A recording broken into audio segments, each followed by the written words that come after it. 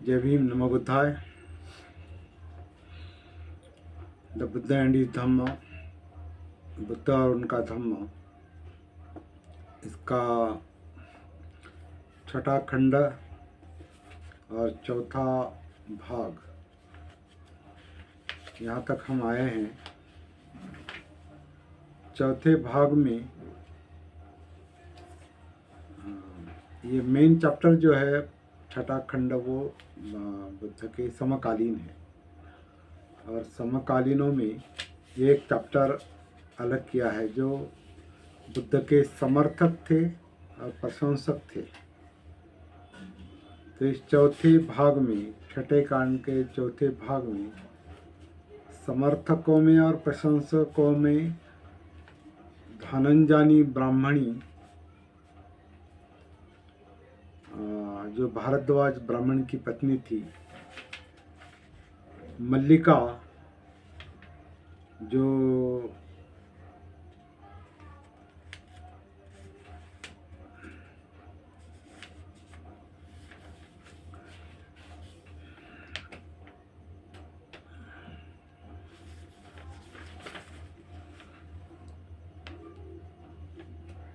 कौशल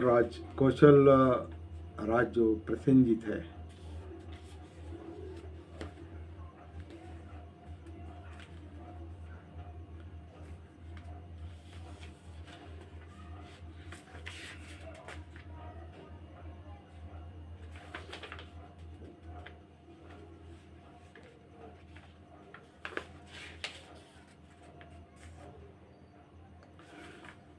आज हम थोड़ा ये देख रहे हैं कि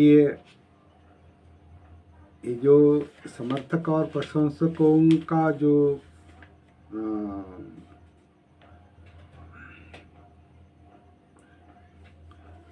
चैप्टर है, उसमें भी चर्चा करने के लिए ज़्यादा मुद्दे नहीं है। वो एक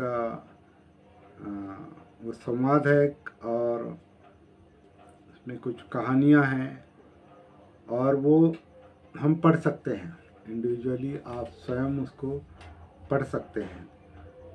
तो हम ये धनंजनी ब्राह्मणी की कथा या श्रद्धा, उसके बारे में पढ़ सकते हैं।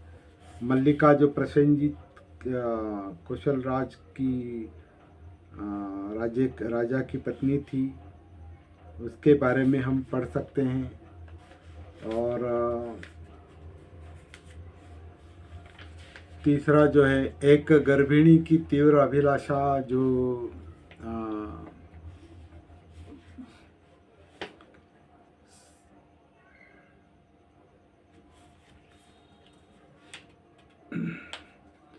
जो भी है, उसके समर्थन के बारे में हम पढ़ सकते हैं, प्रशंसा के बारे में पढ़ सकते हैं। केनिय द्वारा किया गया स्वागत इसमें भी, और तथागत की राजा प्रसेनजित द्वारा की गई स्तुति। तो ये प्रसेनजित की जो स्तुति है वो इस तरह से है कि वो बुद्ध के शरीर से आकर्षित होता है, उनके पाँव चूमता है।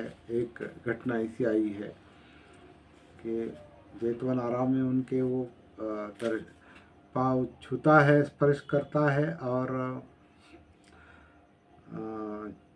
चूमता है। और उसे बुद्ध उत्तर देते हैं कि महाराज, इस शरीर में ऐसी क्या विशेषता है कि आप इस शरीर के प्रति इतना भक्ति भाव प्रदर्शित कर रहे हैं। तो शरीर में बुद्ध नहीं, क्योंकि नाशवंत है, शरीर अनित्य है। तो जो मुख्य बात है वो बोधि है, बुद्धत्व है, और वो समझ लेना जरूरी है। इस बात का ऐसा संदेश इसमें दिया है। तो ये समर्थक और प्रशंसकों का जो चैप्टर है वो पढ़कर समझ में आ सकता है, या पढ़ने से समझ में आएगा। इस पर ज़्यादा चर्चा करने की आवश्यकता भी नहीं लगती। तो इसको आप पढ़ेंगे। आज हम 7वें कांड पर, 7वें खंड पर हम सीधा इस खंड में प्रवेश करने की सोच रहे हैं। तो 7वें खंड, 7वां और 8वां दो ही खंड अभी रहे हैं, और एक पहले से ही हमने देखा है कि 7वां और 8वां खंड इतने जल्दी, इतने शॉर्ट में उन्होंने पूरे किए हैं। दो खंडों के लिए केवल 417 से लेकर 466 तक 2 खंड पूरे किए हैं। 7 और 16 के 2 4 49 पन्नों में पूरे 2 खंड बैठे हैं, कवर किए हैं उसमें, क्योंकि जल्दबाजी ग्रंथ पूरा करना था। और जो भी है, जैसा भी है, अब ये बुद्ध के भी अंतिम दिन है।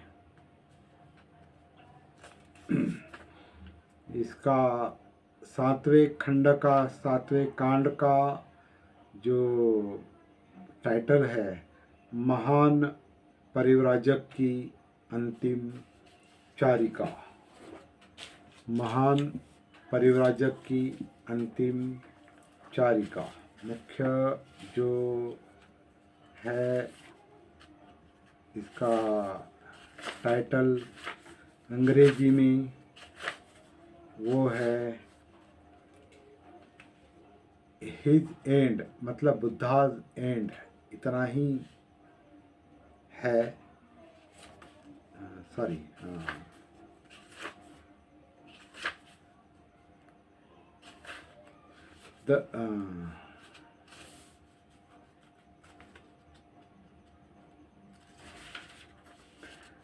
द वंडरर्स लास्ट जर्नी, सही है। वो जो टाइटल है, परिव्राजक की अंतिम यात्रा, परिव्राजक की, वंडरर्स की अंतिम चारिका या अंतिम जर्नी, अंतिम यात्रा। इसके अंतर्गत 3 चैप्टर आए हैं। The meeting of those near and dear, living Vaishali and his end, Buddha, end of the Buddha. तो बुद्ध का अंत, मतलब महापरिनिर्वाण, उसको टाइटल दिया है उन्होंने, महापरिनिर्वाण। और पहला जो है, निकट जनों से, नियर एंड डियर, यानी जो प्रिय थे, नज़दीक के, निकट थे और प्रिय थे, नियर एंड डियर, उनसे भेंट की है उन्होंने। अभी बंते जी ने जैसा भी अनुवाद किया है वो पढ़ना पड़ेगा, उससे कोई विकल्प नहीं उसके लिए। सब कुछ अगर ट्रांसलेशन देखते देखते चलेंगे तो बहुत समय भी जाता है, और थोड़ा नकारात्मक भाव भी निर्माण हो सकता है, गलतफहमी हो सकती है। इसलिए हम अभी पूरा ट्रांसलेशन में नहीं जाएंगे। जो भी, लेकिन बहुत सारा ट्रांसलेशन बहुत अच्छा है। बंते जी एक विद्वान थे, और हिंदी के विद्वान थे, पाली के विद्वान थे। फिर भी कहीं पर वो जो कुछ कमियां लगी है, वो उस पर हमने चर्चा की है पूरे ग्रंथ में, लेकिन वो मकसद नहीं था। वो चलते चलते कुछ बातें समझ में आई। जैसे अभी यहाँ भी एक नियर एंड डियर, उनसे भेंट, जो निकट थे और प्रिय लोग थे पहले, उनसे भेंट की उन बुद्ध ने। उसके बाद वैशाली से विदाई और महापरिनिर्वाण, इस तरह के हिज एंड ऐसा कहा है, हिज एंड। तो उनका अंतिम काल या उनका महापरिनिर्वाण। तो इस 7वें कांड में हम अभी आज प्रवेश करेंगे, और पहले केवल 2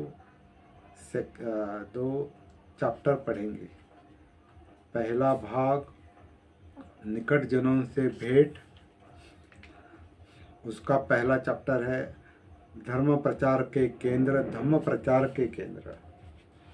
बाबा साहब ने जहाँ जहाँ धर्म है वहाँ धम्म शब्द इस्तेमाल किया है। तो धम्म प्रचार के केंद्र, धम्मदूतों की नियुक्ति के बाद, अभी धम्मदूतों की नियुक्ति के बाद बुद्ध स्वयं किसी एक जगह नहीं बैठ गए थे।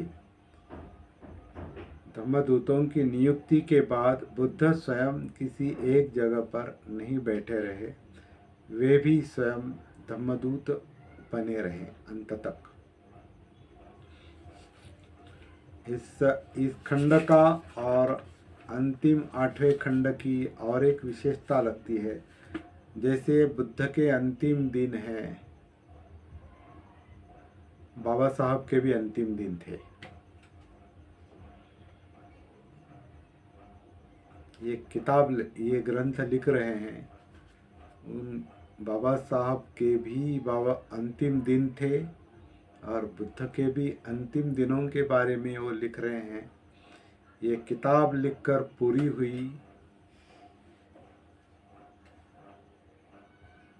छपी नहीं थी, लिखकर पूरी हुई। इस किताब के लिए उन्होंने इंट्रोडक्शन लिखा, प्रस्तावना लिखी और उसी रात बाबा साहब चले गए 5 दिसंबर को। कभी रात में कब चले गए ये नहीं, ठीक से नहीं पता, क्योंकि रिपोर्ट बाहर नहीं आई है। तो उसी रात वो चले गए।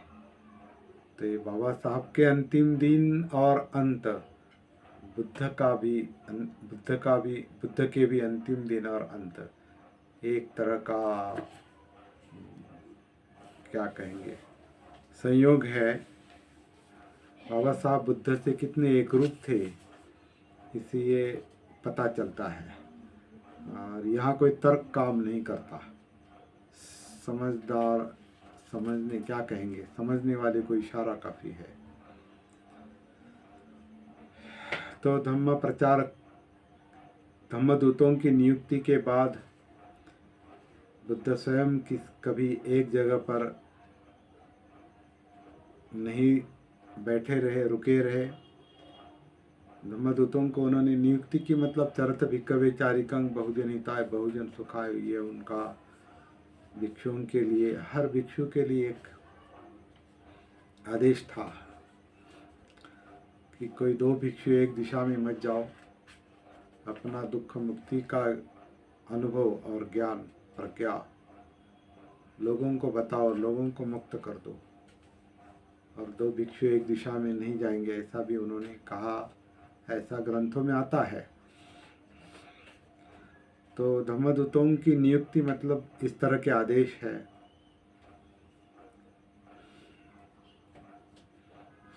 अंत तक स्वयं बुद्ध भी धम्मदूत बने रहे। ऐसा लगता है कि बुद्ध ने कुछ विशेष स्थानों को धम्म प्रचार का केंद्र बना लिया था। ऐसे केंद्रों में प्रधान थे श्रावस्ती और राजगृह। उन्होंने लगभग 75 बार श्रावस्ती की यात्रा की होगी और कोई 24 बार राजगृह की। और ऐसा भी संदर्भ मिलता है कि श्रावस्ती में उन्होंने अभी 75 बार श्रावस्ती की यात्रा हुई, लेकिन 25 वर्षावास उनके श्रावस्ती में हुए, ऐसा भी एक संदर्भ आता है।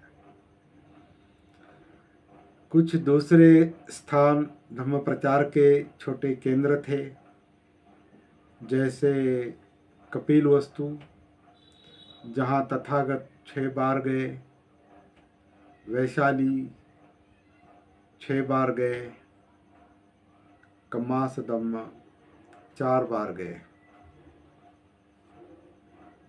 तो अंतिम दिनों में वो कहाँ पधारे, अपनी चारिका करते करते उक्त प्रधान और छोटे केंद्रों के अतिरिक्त ऐसे और बहुत से स्थान हैं जहाँ बुद्ध गए थे, जैसे उकट्ठा, नादिका, साला, अस्सपुर, घोषिताराम, नालंदा, आपन तथा एतुमा। यहाँ वो पधारे थे। वे ओपसाद, इच्छा नंगल, चंडालकप्प तथा कुसिनारा गए। वे देवदह, पावा, अम्बसंडा, सेतव्या, अनूपिया तथा उजुया गए। जिन जिन जगहों पर तथागत गए, उनके नामों को देखने से पता लगता है कि वे शाक्य जनपद, कुरु जनपद तथा अंग जनपद में पधारे थे। मोटे रूप से ये कह सकते हैं कि उन्होंने समस्त उत्तरी भारत की यात्रा की। इन स्थानों की संख्या बहुत अधिक प्रतीत नहीं होती, लेकिन इनके बीच की भी दूरी कितनी है। लुम्बिनी से राजगृह कोई 250 मील से कम दूर नहीं है। इससे स्थानों की दूरी का कुछ अंदाजा लग जाता है। इन सभी स्थानों पर बुद्ध पैदल ही गए हैं। उन्होंने बैलगाड़ी तक का उपयोग नहीं किया था। जब वे चारिका करते थे तो रास्ते में ठहरने के लिए भी कोई जगह नहीं थी। आगे चलकर तो उनके गृहस्थ उपासकों ने उनके रहने ठहरने के लिए विहार बनवा दिए थे। तथागत बहुधा सड़क के किनारे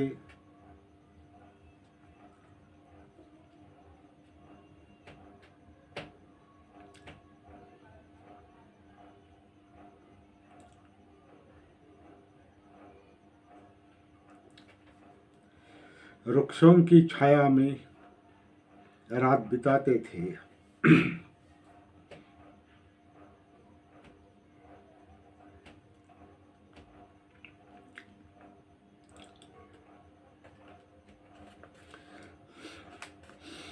जिनके मन में संदेह थे, उनके संदेह मिटाते हुए, जो विरोधी थे उनके तर्कों का उत्तर देते हुए, जो बच्चों की तरह उनका विश्वास करते थे, उन्हें सत्पथ दिखाते हुए तथागत एक जगह से दूसरी जगह, एक गांव से दूसरे गांव विचरते थे।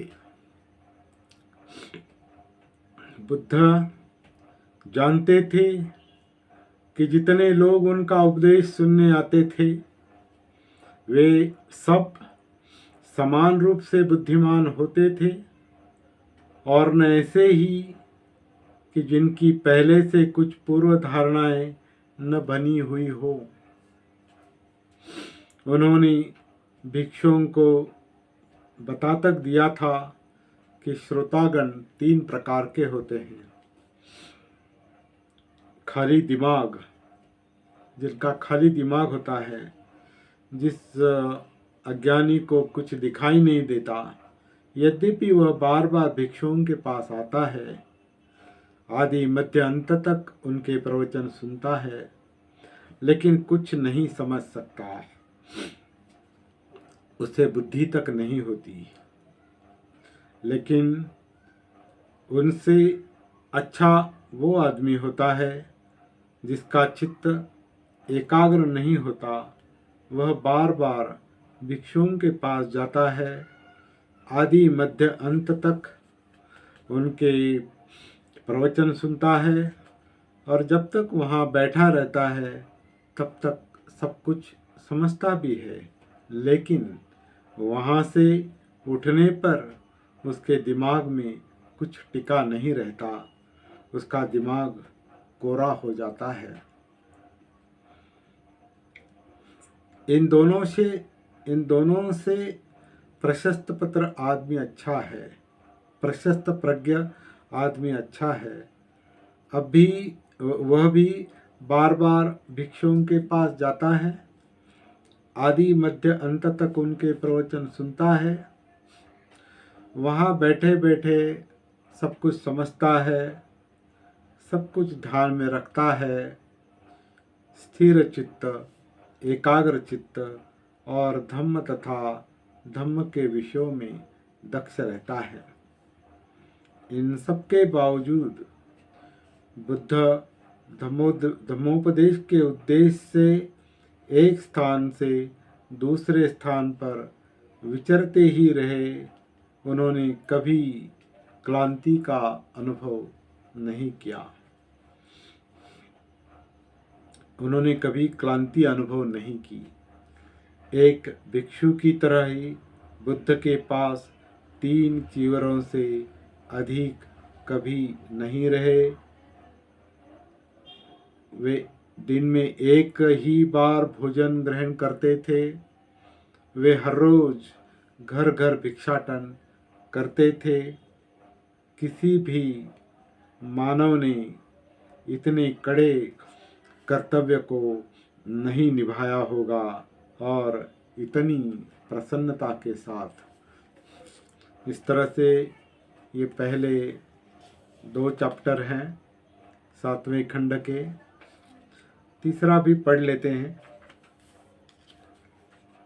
माता और पुत्र तथा पत्नी और पति की अंतिम भेंट। माता और पुत्र तथा पति और पत्नी की अंतिम भेंट। मृत्यु के पहले महाप्रजापति और यशोधरा तथागत से भेंट कर सकी थी। यही कदाचित उनकी अंतिम भेंट थी। पहले महाप्रजापति गई और उसने जाकर तथागत की पूजा की। वह उनकी ऋणी थी क्योंकि तथागत ने उसे सद्धम्म का पान कराया था, क्योंकि उसके शरीर ने तथागत के माध्यम से जन्म ग्रहण किया था, क्योंकि उसके शरीर में धम्म ने तथागत के माध्यम से ही विकास पाया था।